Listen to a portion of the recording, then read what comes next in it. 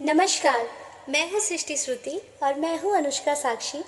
आप सभी देशवासियों को स्वतंत्रता दिवस की बधाई देती हूँ और सभी देशवासियों से निवेदन करती हूँ कि स्वदेशी यानी भारत में बने सामानों को अपनाने का संकल्प लें और भारत को एक आत्मनिर्भर बनाकर महाशक्तिशाली देश बनाएं।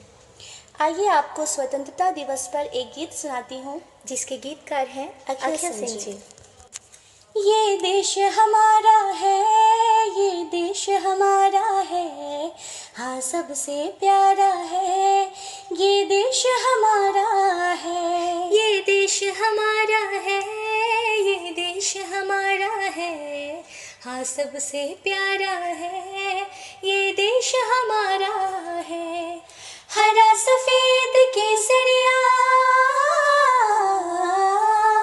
हरा सफेद केसरिया, ये सबसे न्यारा है।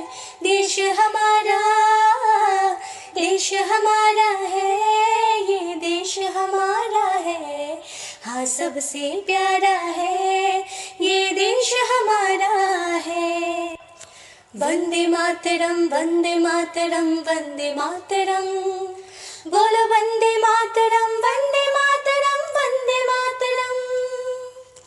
हिंदू है हम, मुस्लिम सिख भी है और ईसाई, खुशियाँ बांटते हर पल, ईद हो चाहे या दिवाली, अपनी धरती अंबर,